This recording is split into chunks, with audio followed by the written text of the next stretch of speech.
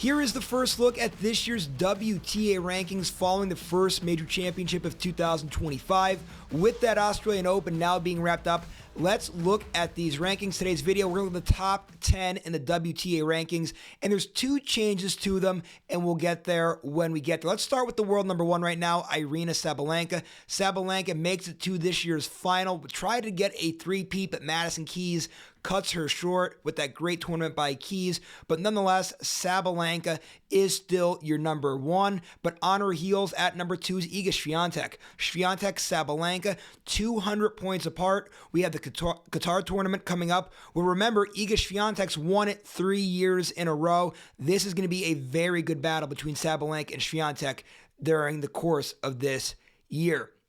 Now in at number three is Coco Gauff. Gauff, another good showing at the Australian Open, losing in the quarterfinals. Lost a little bit of ground because last year she was a semifinalist, but still, Gauff, a very good start to 2025. I expect her to be in the mix of every single tournament and right in the mix of these top three rankings throughout all of 2025. Jasmine Paolini keeps her number 4 spot, and with her staying at number 4, the top 4 all remain the same. Now at number 5 is Elena Rybakina. Rybakina got up 2 spots with her showing in the in the Australian Open, which is good for her to build up on these rankings as this year goes on. Hopefully she stay healthy and make a run towards this year's WTA Finals. Jessica Pegula in at number 6. Pegula stays the same, not picking up any ground after this year's Australian Open. Madison Keys, welcome to the top 10 in the WTA rankings here in 2025, moving up 7 spots, and she also is qualified for this year's WTA Finals with that win at the Australian Open. Qinwen Zheng at number 8. She actually loses 3 spots. Very bad showing in this year's Australian Open. Emma Navarro in at number 9. She actually loses a spot as well, but Navarro, good showing in the Australian Open, making it to the quarterfinals. I think she's a very consistent player and is going to make things interesting this year in 2025. And finally, Paula Badosa, another one. Welcome to the top 10. That's the other change here. Badosa with a good showing at the Australian Open, making it to the semifinals. She gets in at that number 10 spot.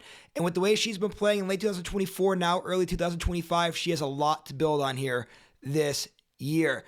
Now, guys, I just want to point out, too, that the WTA rankings is a little bit different than the race to the WTA Finals, and that's going to change as this year goes on. For example, Madison Keys with that win, actually the number 1 seed right now as far as that WTA Finals race goes. Also, right now, Jessica Pegula would not be in. She just misses. And Elena Rybakina, too, would be number 14 according to those rankings. But all that's going to change as the year goes on, and you guys can stay up to date with it by following the WTA on their website. I have that link in the description of this video. If you click on that link, you'll be able to see the rankings, the race to the WTA Finals, and everything right there on their website. So that's it for this video. Make sure you guys like this video, subscribe to this channel, and make sure you're staying right here for more coverage of this year's 2025 tennis season.